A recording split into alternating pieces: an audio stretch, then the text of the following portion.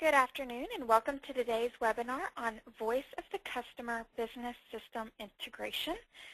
Before we get started, I'd like to go over a couple of the housekeeping items.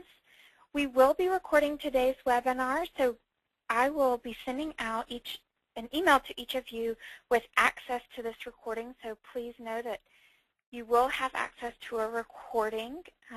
This webinar is planned for 1 hour, and if questions do go over, we will allow for that, but in general we are planning for 1 hour. We use the GoToMeeting software to submit all of your questions, so please text them in during the webinar and at the end.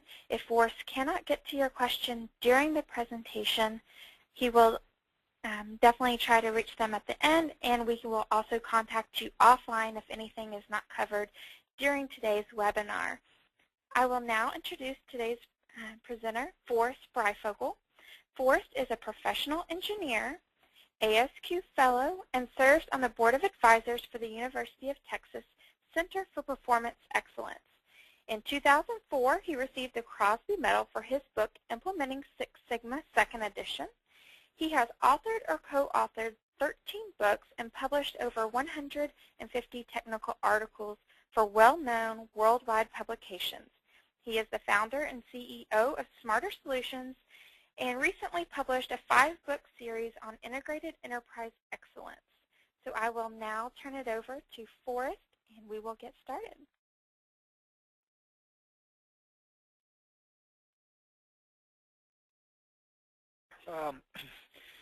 Well, today we're going to be covering voice of the customer, and we're going to be looking at it perhaps a little different than you've done before. We're going to be looking at it from the overall enterprise point of view. So it's more than just doing surveys here.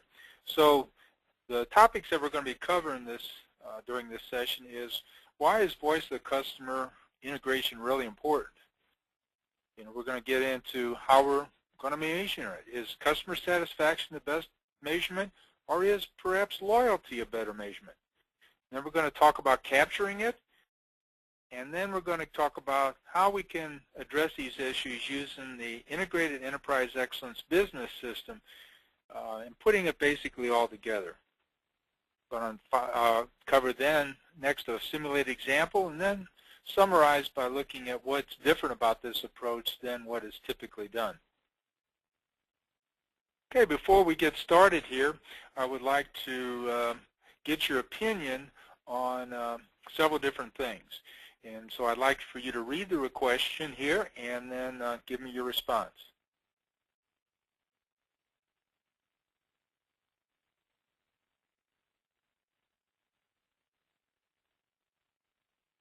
Okay, looks like we've got about 50% voted here.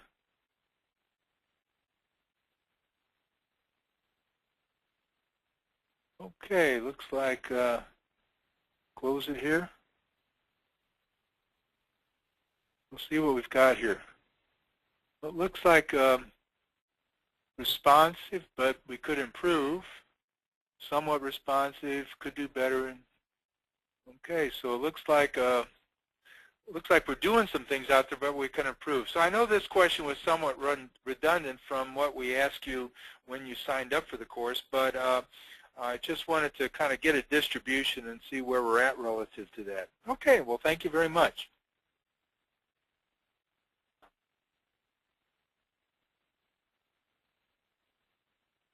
Okay, we're next going to get into why is voice of the customer integration so important. It's really, obviously we know that business survival depends upon customers. If we don't have customers, we're not going to survive. But the problem we can have is we may often look at it as a siloed activity, or maybe we're not doing as good a job as we could to actually impact the business system as a whole. So that's what we're really going to be talking about here. How can we create a system for capturing the voice of the customer? Now, let's ask you to ask another question here. How can you measure business success relative to your customer, or how are you doing that right now? So I'd like to, again, get your feedback on that.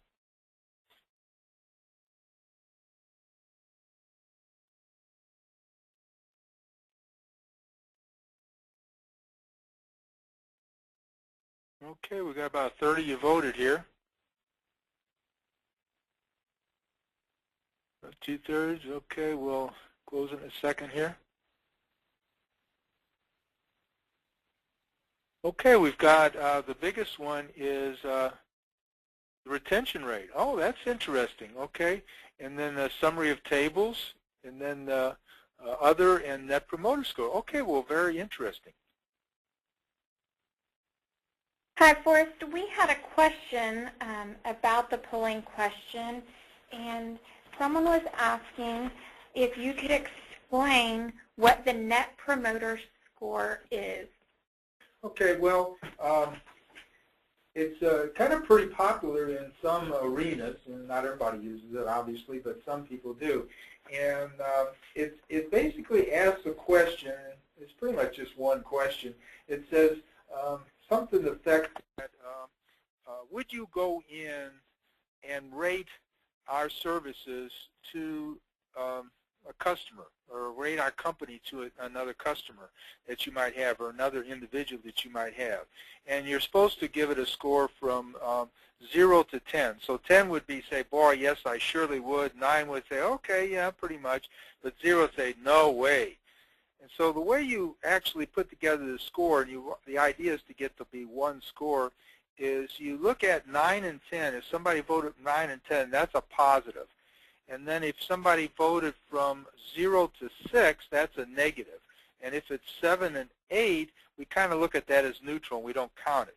So you basically look at the percentage of people that go in and give you a very high rating of 9 or 10, and kind of subtract off the ones at 0 to 6. So that kind of indicates what the acronym means, the Net Promoter Score, NPS, and that's how you get one score. So the idea is to try to see if somebody else will basically sell your services. So I see that there's quite a few people out there that was using a Net Promoter Score to see how well they're performing relative to customers' expectations. Thank you for the question.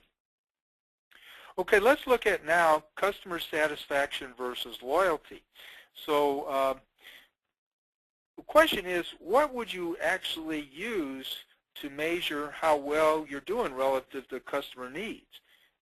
And I was really pleasantly surprised that so many people in the survey was using loyalty measurements as a measurement of how well they were addressing the customer needs. So when a customer is loyal, we need to understand that they exhibit a certain purchasing behavior that's not random. They have a bias for about what you do and how they're actually going to buy things. And we're looking at having some duration with this, and it's not often, or it's not a random event. So that's kind of what's involved in there. And what you'll have, again, is retention. And you'd also like to look at total share of the customer. How much do they spend in the kind of things that you sell, and what percentage of their transactions actually go to you, basically. So customer retention describes the length of that relationship. So obviously if it's longer, then you would feel better about it, and then you're having more of a loyal customer than if it's a shorter period of time. So you want to put some time element into that measurement also. So total share of the customer denotes a percentage of the budget that's spent within your organization. Now someone can have or be a loyal customer, but they're still not necessarily satisfied. I think one illustration of that is with the airline industry. I'm very loyal to American Airlines because I'm a lifetime platinum member with them. So one of the advantages of getting that is I can get an exit row seat. And since I'm rather tall, leg room is really important to me. And also I get to board the airplane early so I can get easy storage of my roller bag. So that to me is, I am relatively a loyal customer. So if I have a choice, I tend to be biased towards American Airlines. Now, does that mean I'm a satisfied customer? Well, no, that does not necessarily mean I'm a satisfied customer. I may actually prefer another airlines over them, but because of the little frills I get, I've become a loyal customer. So it's important to kind of keep in mind somebody could be really satisfied, but they're not really loyal for one reason or another. Maybe it's price or some other reason that they're buying from a competitor. So we need to keep in mind that customer satisfaction is not the only metric that we have here, especially when we're looking at the business as a whole.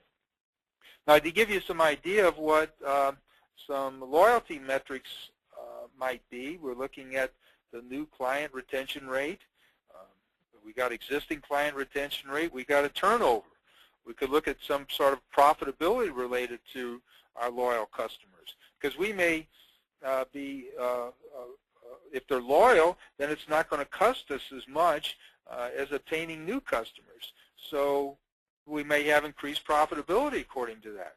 Also, again, what customers share, and we got some secondary metrics in there also. So it's important to keep in mind how we're actually going to look at metrics, and we're going to get into how we're going to track these metrics over time relative to addressing how well we're doing in the eyes of the customer. Okay, here's another question we got here. How do you collect customer inputs?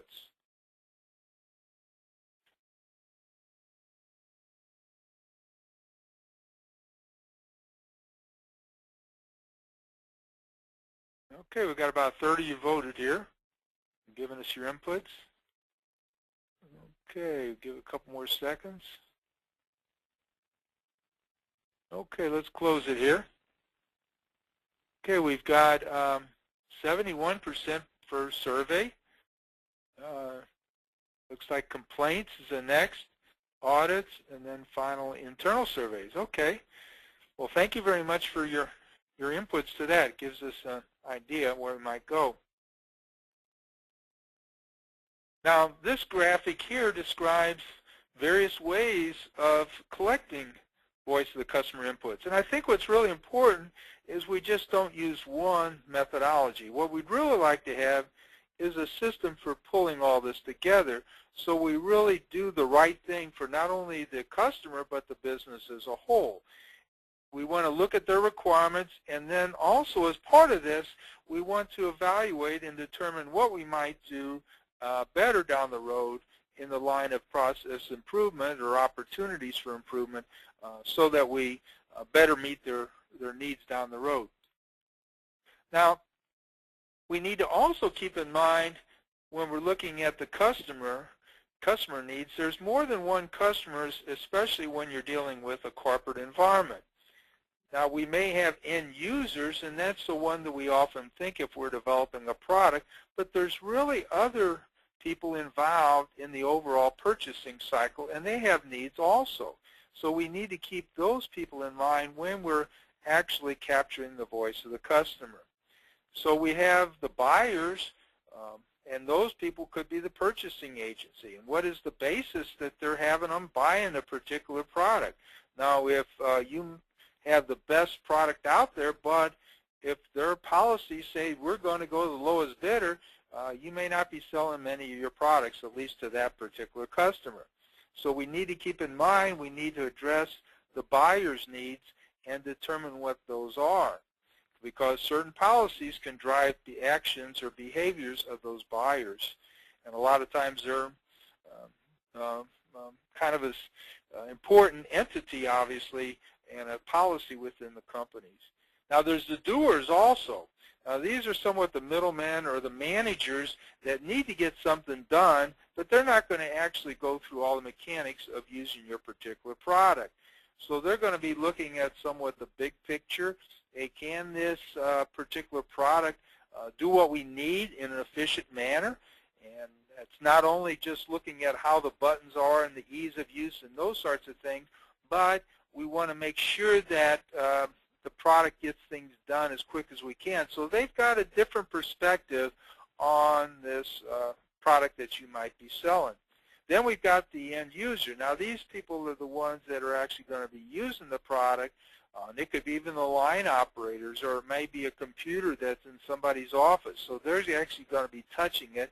Now, they have may have a completely different perspective than the other two people involved in the overall purchasing process for the product. So we need to obviously keep them in mind. But sometimes we focus on the users, but really we need to keep in mind the buyers and the doers in the overall purchasing cycle for products. Okay, now let's look at how we put this all together. And I'm going to be talking about the Integrated Enterprise Excellence Business System, or IEE. So that's a system that we've developed over quite a few years, and we think that it does a really good job of putting everything together. Now, let's step back and start looking at how voice of the customer is often cascaded down or in relative to urgency throughout the business. So executives might have an executive planning session where all of a sudden they start getting a feel that customer satisfaction is not as good as we'd like it to be. So they put an incentive next year for customer satisfaction to improve. Now, the question I ask is, why should customer satisfaction be important this year? I mean, it should be important every year, it seems like to me. So it should be part of the overall system. Now, maybe as part of our executive planning session, we might set goals on the metrics and we want to improve those. But far as actually focusing on the customer, we should have a system so we're always doing that.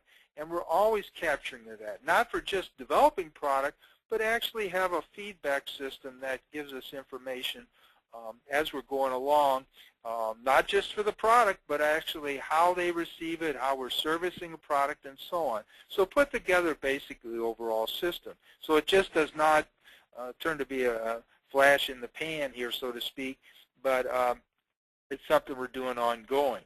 So that's the reason I've put together this Integrated Enterprise Excellence System over the years, and it pulls together the various good things that other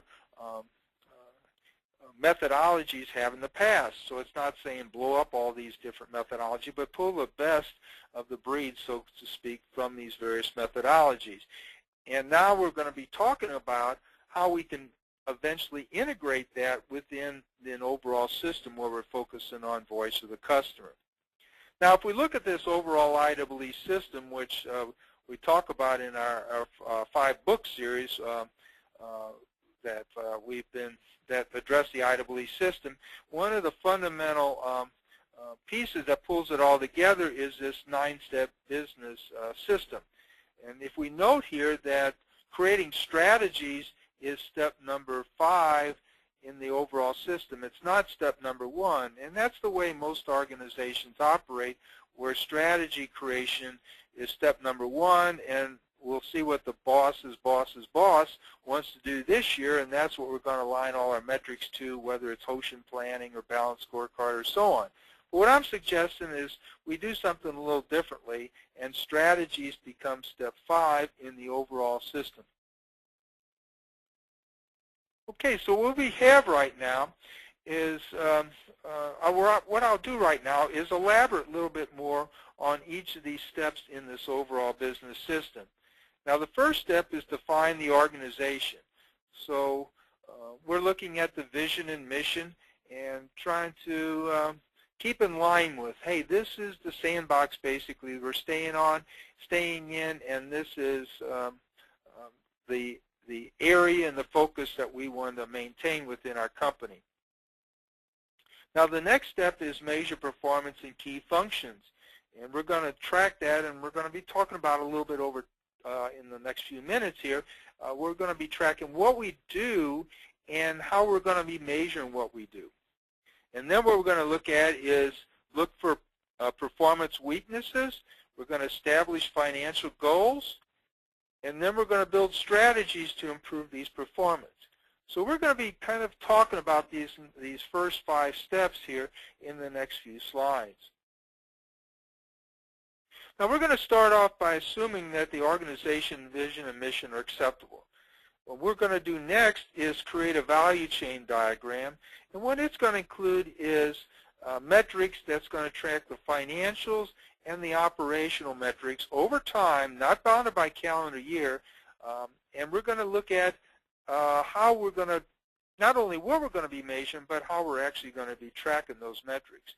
Now, satellite level metrics are dealing with financial metrics. So this is dealing with like profit margins and year-over-year growth and financial type metrics that are important to business as a whole. Now, 30,000-foot level metrics are the operational metrics, and those could be defective rates, on-time deliveries, and so on. And we're going to track those over time also. And then we're going to align it to the business function. So that's what we're going to have as a generic value chain. And voice of the customer, what we're going to suggest, is integrated within this overall value chain. So this would be a representation of what a value chain would look like. So we've got voice of the customer in the front end. Then we develop product, market product, sell product, produce and deliver product, invoice and collect payment, and report financials. So for the rectangle boxes that we have in the middle, that represents what we do. Those are our procedures. So we can put all our procedures and all the drill down of our procedures in those boxes. So the idea is that you click on those boxes and then you can have all your procedures. So we have software that can help organizations do this, build their value chain, and all have their linkage of the metrics with that. Now, the oblong boxes represent the 30,000 are the satellite level metrics. If you look on the right-hand side, we see report financials. So we look at net profit margins, and we look at gross revenue, percent annualized gain in gross revenues. Those oblong boxes under report financial metrics for report financials are what we call the satellite level metrics. So again, those are not going to be bounded by calendar year, and we're going to be looking at it as an overall system. We'll get into that shortly.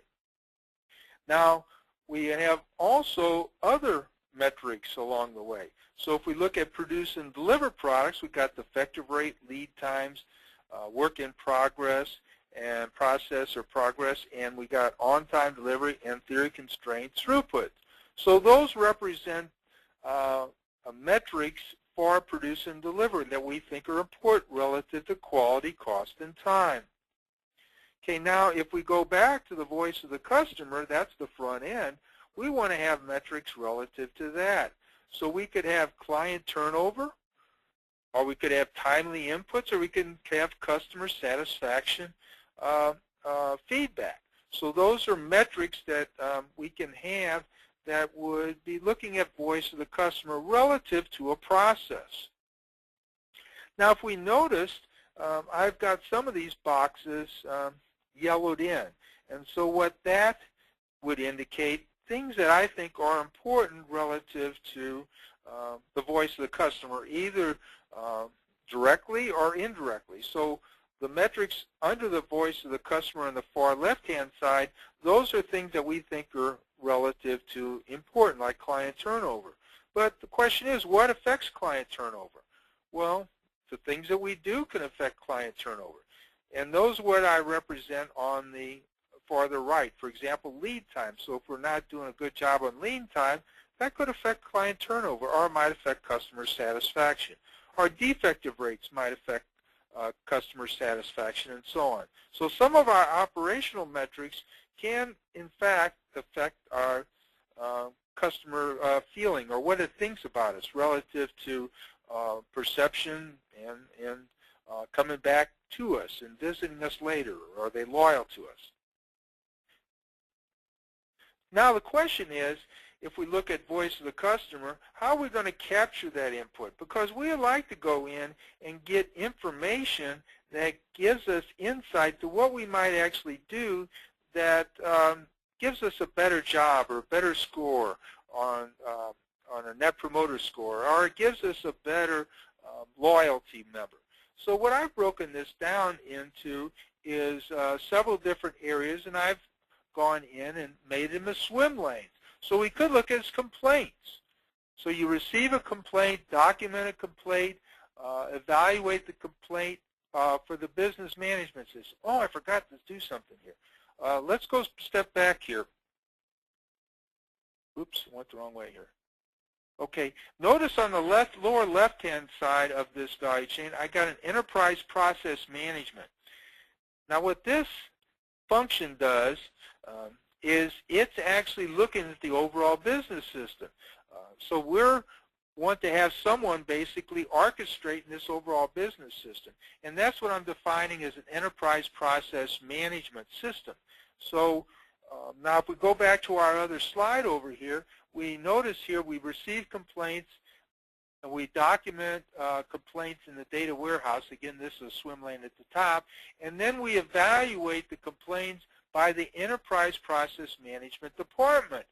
Okay, so we want to look at these complaints. Now this is what I'm suggesting is that the complaints that even go to the CEO, and I'm sure that most CEOs in your organization have received a complaint one time or another, actually not only gets addressed from the immediate issue that somebody has, but also is that complaint actually highlighting or maybe a nugget of gold in there that we can use to help to figure out what we should do to improve. So all the complaints, even that go to the CEO, should come in my mind to this overall system. And then you actually document results in the data warehouse. Now you see audits. You weekly might act as a customer and document the findings. So if you got a retail store, you go in and you're a blind customer in there and that nobody knows, and then you make observations and then you document that in the warehouse. You could have surveys.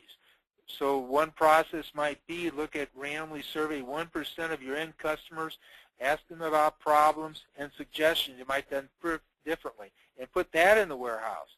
Then you got internal surveys. I got an approach that I talked about in implementing Six Sigma, where you could go in and look at 1/12 of your population of employees and look at something a little bit different than what most customers or most companies have been doing. But then you put that information in the warehouse. And then you go in under the last swim lane, monthly statistically analyze all this information, and then you try to go in and see what you might actually do to improve. Because what we really want to do is figure out what projects we should do to make and do a better job relative to customer satisfaction. So just going in and setting goals for the Net Promoter Score or whatever is not going to make it happen. The only way we can improve those numbers is to go in and do something different and improve our process, basically. Okay, we got a question. How do you suggest creating knowledge from Voice of the Customer? Well, that's one of the things that I want to actually create here is start putting all this information together. Instead of just taking one complaint that somebody has, you actually start looking and see if there's any common threads. You know, maybe that I might start building a Pareto chart showing that I got certain kinds of failures, and maybe it's a certain product line or a particular that come from a particular manufacturing facility, you know, and so I'm actually doing a lot of the normal Six Sigma type work that we do in the analyze phase, but I'm trying to go in and create a data warehouse so that we can analyze that information systematically to go in and figure out where we might actually improve our improvement efforts as we go along.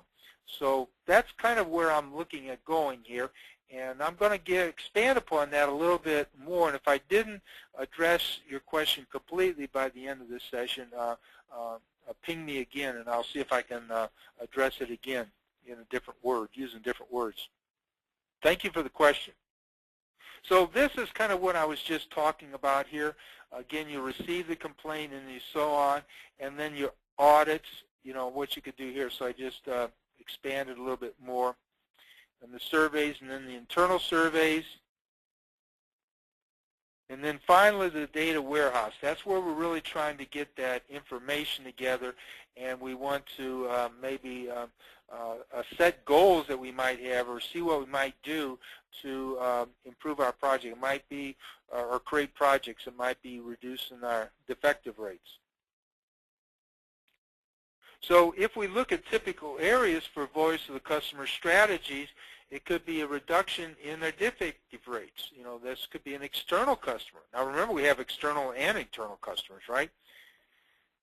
We could maybe work on improving on-time delivery. That's an external customer issue. What about WIP that we have? That could be an internal customer because that's costing the business some money there. Increased function, that would be an external customer, and then we could reduce cost. That could be an internal and internal customer. So these might be areas of focus that we have to basically improve our voice of the customer experience, whether to loyalty or customer satisfaction. Okay, so what we're going to do now is expand upon or look at the additional steps that we have in this 9-step overall process. So in this path, we're creating an enterprise business system, again, that's to provide us insight to management and improvement needs where it best applies so it helps the business as a whole. And again, I get into this and the details of it in Volume 2 of the Integrated Enterprise Excellence System. Okay, let's run a little simulation here. So let's consider we've got an organization that's a plastic injection molding company, and they produce products that goes to consumers. Now their vision is to become the preferred supplier for major department store chains. They want to have a branded display section in the store. So that's somewhat their vision. Okay, now if we move to step number 2, we want to look at where we're at. Well, this is our value chain that we have, and we want to also focus on net profit margin. So we want to become profitable at the same time. So we want to look at how we're actually going to track that profitability. So we're going to use the Integrated Enterprise Excellence System for tracking financials. And that's what we're showing here, and we're looking at profit margins. So when we see profit margins going up and down, and it does not have a pattern relative to our upper and lower control limits, we say the process is stable. Now, if it's got a recent region of stability like this one does, we will then say our process is predictable. Next obvious question is, what do you predict? So I'll be using this last set of data in this region of predictability, and I'm going to look at and assume this to be a random sample of the future. Now, the way I create this prediction statement and present it to others is using a probability plot. So if we notice on the left-hand graph where we got this individual's control chart, that vertical axis is the x-axis in the probability plot. The percentage less than values is the number that if we have an x-axis, if we come over horizontally to the intersection of that and the center line, we would estimate the percentage of time that we are below that particular number that appears on the x-axis. That's the percentage of time we would expect in the future as a best estimate we would be below that number. So for our particular situation here, we notice the 50% value is about 13.9%. Now, in this case, we don't have a specification. So I typically like to represent the month-to-month variation as the 80% frequency of occurrence. So in order to do that, I come over and pull off the 10% line and the 90% line from the center line of that graph. So again, this is a best estimate. We then notice that the margins that we have off of the x-axis, about 10.4 and 17.4. So basically what we say, and this is what the executive would be seeing, is the percent margin is a predictable process with an estimated monthly median of 13.9% and 80% occurrence frequency on a monthly basis between 10.4 and 17.4. So the idea is we don't react to all these high and low numbers in the chart on the left-hand side, the individuals chart. We don't react to those as special causes. We look at those as common cause variability. So we don't want to get in a firefighting mode and, again, address those as special causes. But if we don't like what we see and we want to improve upon it, we have to create a system where it pulls for project creation. So let's say we're looking at customer satisfaction. Now, if we want to improve customer satisfaction, how might we do that? We might reduce the defective rates. That would be one way of doing it.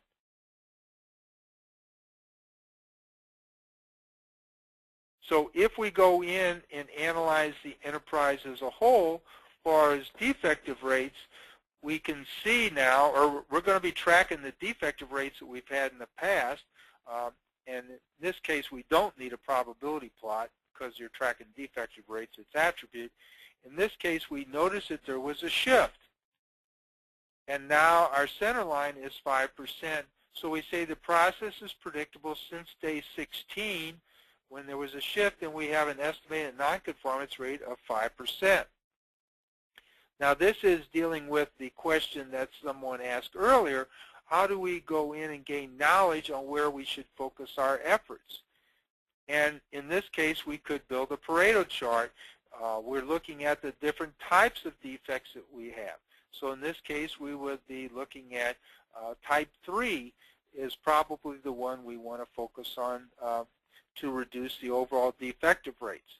So in this case, we're actually going in and addressing the financials, but we're also addressing the customer, probably the customer satisfaction needs as well, because if you're like me, you get very upset when things fail.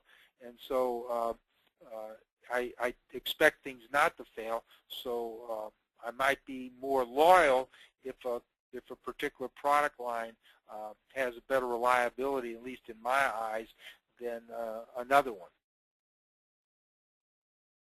Now, step 4, what we want to do is establish SMART, that's specific, measurable, actionable, relevant, and time-based goals for the satellite level metrics. Now, I just described one thing that you could be looking at. You're looking at a lot of information because I've got a lot of metrics in there if you've got an overall system put together. But that's just one piece of what you would be doing in the analyze phase. Again, looking at the voice of the customer and other data that you have. Now, when we're going to create SMART satellite level metric goals, remember these are financials, we want to have it so that we're not just pulling these goals out of the air. So let's consider profitability.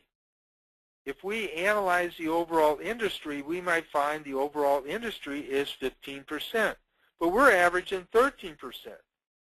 So we might set a goal that we would like to achieve an average monthly satellite level metric or profit margin of 15% within 12 months. Now that would make sense, but let's say, for example, we're averaging 13%, and within our industry, everybody else is doing 10%. Well, setting a goal of 15% would be maybe pie in the sky and actually could create unhealthy behaviors. So if there's a reason that we should be 13% and everybody else is 10% for some reason, well, that's fine. Let's maintain where we're at. So we're not just trying to pull these satellite or financial goals out of the air. We're trying to go in and make them reasonable relative to our particular business. So we want to encourage the right thing that throughout the organization and not do some of the things that have occurred that perhaps have caused the financial crisis that we're in now, where we're shooting for the moon when it's just not realistic. Now, if we look at steps 5 and 6, we want to set strategies and also have 30,000-foot level metric goals. Now, relative to 30,000-foot level metric goals, we might look at their defective rates. They're currently at 5%, and we might start looking at that Pareto chart again, and we say, you know, we could go in and reduce some of the defective rates. What we might do, we might set a goal in 8% to accomplish this in 8 months. We might set a goal to reduce the defective rate by half in 8 months. Now, that may be a stretch goal, but that's something that we might target. So what we want to do next is look at how we're going to get the projects that are really going to benefit the business as a whole. And we're going to be focusing again on profit margins. Now, one aspect that we have here is we can go in and look at improving customer satisfaction and loyalty. Well, see, that would be helping our margins also. And then we could improve product design functions. And then we're going to go in and lead to a specific project. So we want to do a better job in this project of getting voice of the customer front end for the development process. So again, with this approach, and this is what I call the enterprise improvement plan, we're building from business goals to developing strategies that lead to high potential areas and then eventually projects. Notice here how I'm blending voice of the customer with other strategies within the business that can help us achieve more customer share and also profitability. Now, if we notice, there can be some overlap here. So we talked about improving customer satisfaction and loyalty, but decreasing monthly costs by 3% in 10 months is also a good thing for the business. And now we can go in and have some overlap to the one in the bottom in particular, well, all of them in particular, where we believe that's going to also, let me say it again, reduce product effective rates not only going to be good for the business financial, but it also would probably improve customer satisfaction and loyalty. Also, reducing the new product development cycle time by 8% in 10 months would be not only a good thing for the business from decreasing monthly costs, but also improving customer satisfaction and loyalty. And reducing new product development defective rate would also be a good thing from the business point of view, financials, and also customer satisfaction rate, which would have an indirect benefit for the business as a whole. Now, through this EIP, we've basically identified initiatives that can support our voice of the customer issues and also improve the organization as a whole. So we're getting away from having voice of the customer as a silo activity, which it is sometime within organizations. Now, if we move down to step 7, we want to execute our improvement projects. Now, how are we going to do that? Well, we're suggesting if you have a hammer, don't make everything a nail. If it's an area where you want to, and it's appropriate to use Lean Six Sigma methodologies, and you have common cause issues or chronic problems and you want to reduce those, my goodness, let's go in and look at the roadmap for accomplishing that. However, we may have a special cause. And then root cause analysis may be the best approach for solving that particular problem.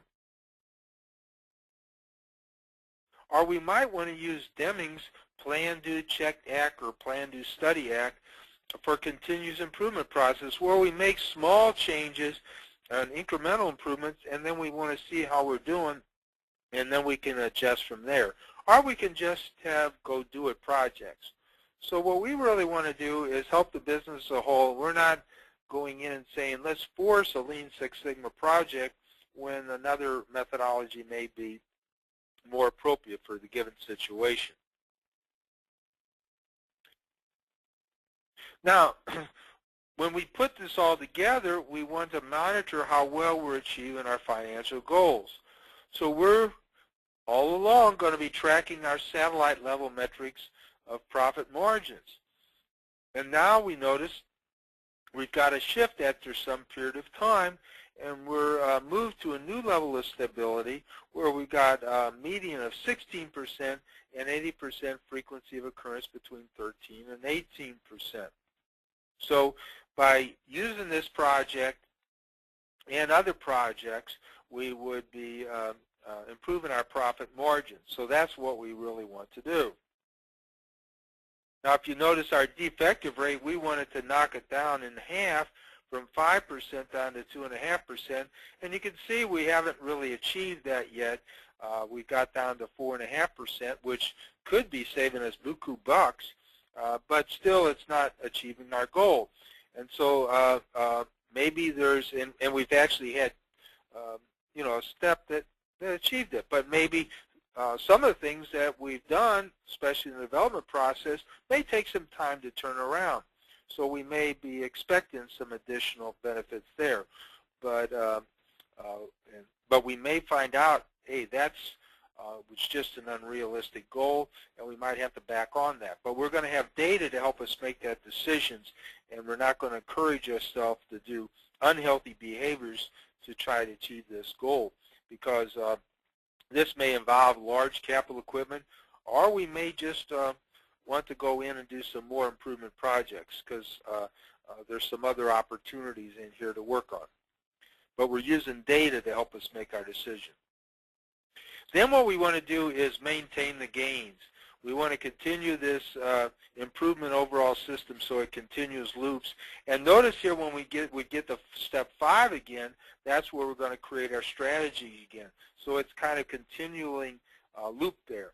And if we've done some good job, or if we did a good job in our improvement efforts, then for step number 2, our value chain, those procedures would have changed that again would have impacted our 30,000-foot level metrics, that would have impacted our financial metrics, or our satellite level metrics.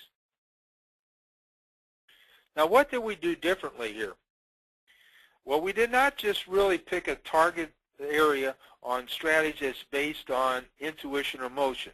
We select ones that we believe that would benefit the business as a whole. We also baselined the business performance so we could assess the impact of these changes. And then we set strategies after measuring these performance.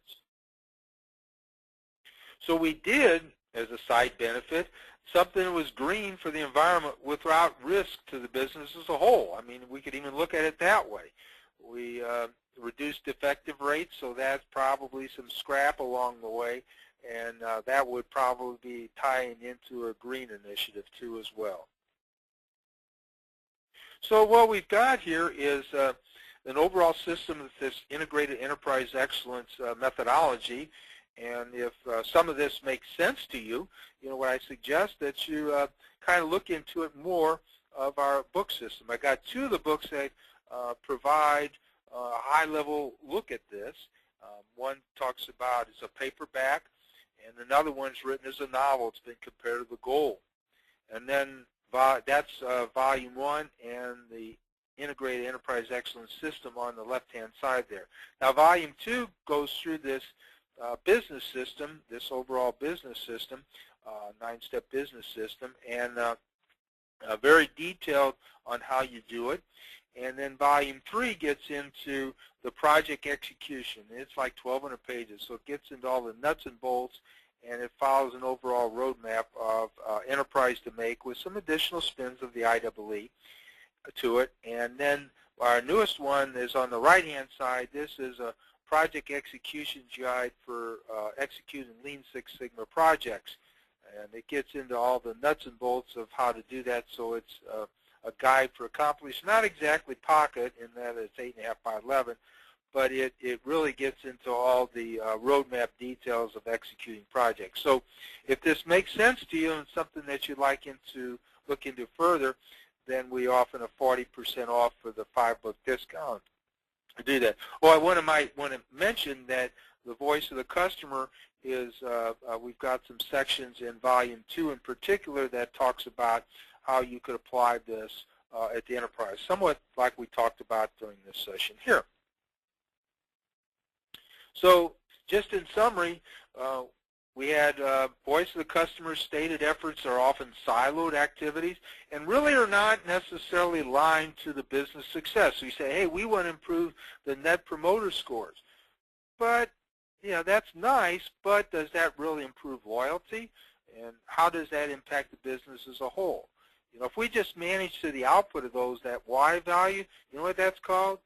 That's called management by hope. You know, what we really want to do is don't have management by hope. We want to lead to projects that impact the business system as a whole and really makes our customers just love us and become loyal. That's what it's all about. So in this IEEE system, voice of the customer metrics and improvement efforts can be coordinated through the value chain. And then in this IEEE system, VOC efforts should be used to drive business success in measurable ways. Okay, so time for questions and answers here. Okay, so please be sure to text your questions. We're going to start with the first question is, what do you think about quality function deployment to capture voice of the customer input? Okay, that's a good question here. QFD, or quality function deployment, is one common methodology that's talked about when we're capturing voice of the customer. But you really need to be careful of it. It's got many good aspects, but boy, it can be a black hole for time. In the Implementing Six Sigma Volume 2, I show an example of one that's dealing with a door, and it goes into a lot of details for a door of an automobile. And you can see how this can get into a lot of details. But having said that, I think it's still very powerful methodology, but just be careful how you use it, because a lot of times we can be trying to fill out the QFD, all the tables and everything goes with that, and we lose sight of the big picture. But okay, the next question. You defined Net Promoter Score, but what are your thoughts and opinions on using this for tracking? I think it makes a lot of sense, the Net Promoter Score, but like anything else that you need to go in and be careful on how you're using it, because I would like to track the Net Promoter Score of as a 30,000-foot level metric. I think that would make very good sense when we're looking at voice of the customer as the front end of your overall value chain. Now, if you've got several different product lines or several different business units, you could actually combine all those. We got some techniques to have that looked at as a whole, because you may have ask a question, a Net Promoter Score for various divisions, and then you want to combine them. And from a corporation point of view, as your value chain, you could actually do that using some of the techniques I talk about in Volume 3. Okay, the next question. Do you know any good methodologies to identify product attributes that attract customers? I think it's one of the things that you want to go in and look at competitive analysis on how you're doing that, and start putting all that information into that database that I was talking about. You start asking your customer questions. You know, how do you get questions? So I'm not, on the surveys, I'm not necessarily just looking for how well we're doing, but actually looking at suggestions that they might have and going out and experiencing it and walking the process of what the customer is actually experiencing when you're doing that product. And then you kind of put all that information together, because a lot of times we get in the point we're in an ivory tower and we're not really seeing how the customer is actually using it. And that's what I'm suggesting, is that we get out there and actually do a better job often of what the customer is experiencing to doing that. For example, I even went into Walmart a while back, and Becky and I got into a checkout line, and boy, this guy was slow. You know, And here this was one of the superstores that they have groceries, and we didn't have that much of stuff, and we were just waiting forever. And the appearance of the guy wasn't that great, and also he was just very slow compared to our normal grocery store that we go to. So Walmart is focusing on, on their advertising, reduced costs and everything else, but are they missing, at least in the store I went to, voice of the customer relative to the overall experience? And people need to go in and sample that, and experience it and create procedures, and how do we get the right person on the bus in the right seat, and how you put all that together. And I think that that's sometimes more important than just doing surveys and trying to meet numbers. Okay, the next question. Did you experience the use of BPM application to automate the voice of the customer, data collection, and resolution process? So again, did you experience the use of BPM application to automate the voice of the customer, data collection, and resolution process? Yeah, I'm not familiar with that, so offhand I don't. The answer, I guess, is no. But sometimes I'm not sure if when using the word automate, sometimes that concerns me on how you do that. But I need, I guess, the answer. I haven't experienced that. And if you have further questions or want to discuss in greater detail offline, we can definitely do that. Also, the next question, if you have previously purchased some of the IEEE books when it was a 4-book series, and you would like to purchase the newest copy, which is the Lean Six Sigma Project Execution Guide, you can also use that coupon code to receive a discount. And so it may not be as, it's not a full 40% off just because of the bundling, but you will receive a discount. So like I said, if you want to purchase the newest book to go with your other 4, you can use the discount that was on the slide earlier. Okay, if there's any more questions, please let us know. We have a couple more minutes. Here's one last question that just came in. What do you think that organizations should do to better address the customer needs? Well, I think one of the things I was alluding to in the session here is we need to get out of the silo mentality. And I think we need to go in and start looking at organizations relative to like the value chain and how you actually pull everything together. And we need to have a system so that we're pulling together customer input as a process. And we want to go in and make sure that we went in with that mystery shopper or however we're getting that kind of input, and we put it all together in a systematic fashion. So it's much more than just going in and saying we want to improve customer satisfaction in an emergency room of a hospital or something like that. Because a lot of times those become siloed initiatives and they don't really impact the picture, the big picture as a whole. One last question was if we have the books available as an ebook. And we recently released and published the Integrated Enterprise Excellence System as an ebook. That is the first book in the 5-book series. It's in a softback book if you buy them, the actual books from our store. But it is available as an ebook. You will receive an email with a link and access to that. So we have it in 2 different formats. You can use for a Kindle or just a regular EPUB file. So we have that available on our website. Again, we'll email you that to get access.